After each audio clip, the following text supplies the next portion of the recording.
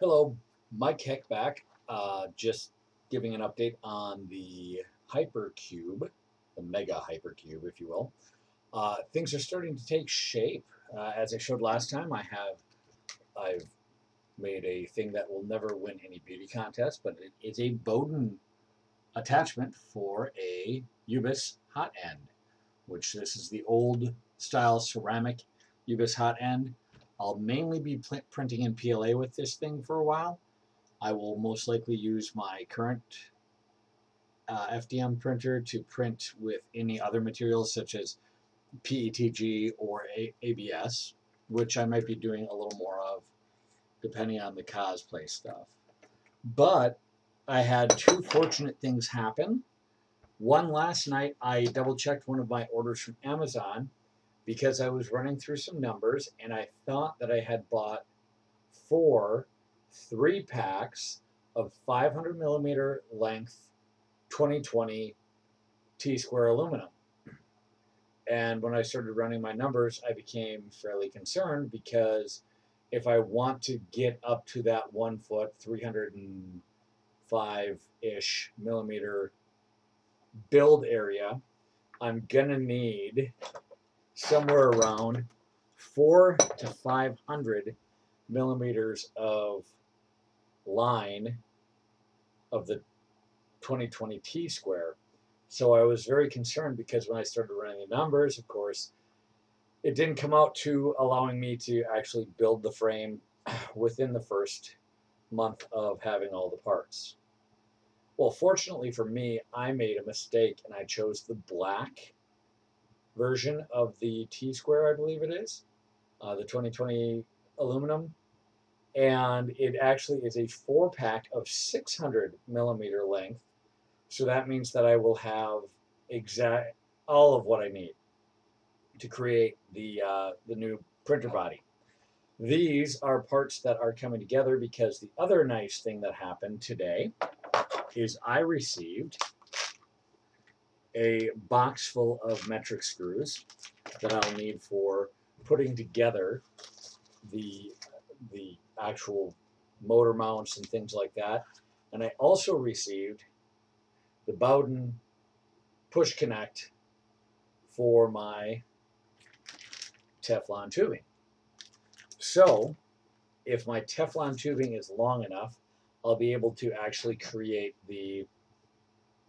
I'll be able to actually put it into here and have the filament run through there, come out, and connect to the hot end with the Teflon tube right into there, and that will actually be how the filament gets guided down there. The one problem, the reason I'm going with this is because my goal is to have a printer that will print somewhere north of 100, possibly north of even 200 millimeter per second, which is approximately 5 times the print speed of my current printer, which has a direct drive feed to it. The other issue, or the other thing that I've been able to do, is secure as many of these, which are the angle connectors for the frame that I need, and I got myself a hacksaw for cutting off the parts. And I've also got a miter box plus some really great clamps for clamping everything together and making sure that I get a nice straight cut. My hope is that I will be able to share with you all some additional good news starting next weekend with showing where I'm at in the process of actually assembling the Mega Hypercube. The thing that will be the last things that I probably will get myself are the controller board and the hotbed for it. I'm planning on doing a hotbed similar to the Creality CR10, and so I need to find a reasonable price for one of those, the hotbed itself.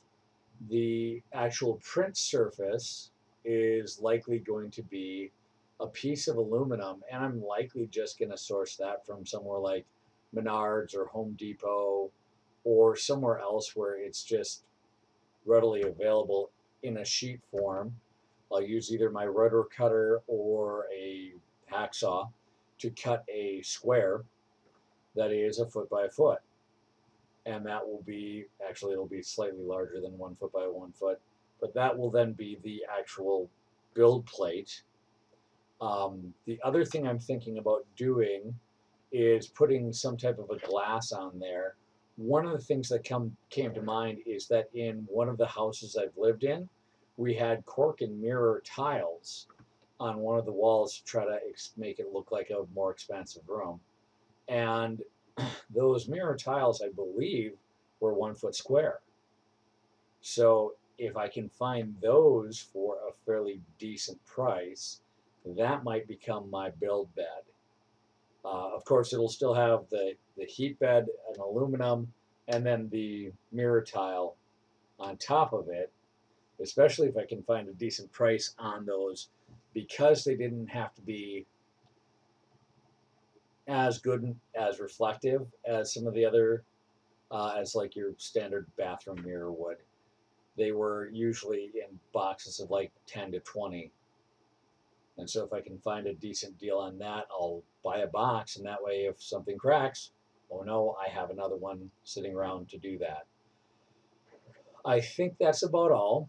I am still looking at what it would take to, on the current printer, because it's going to be a couple months before the new printer is able to actually print.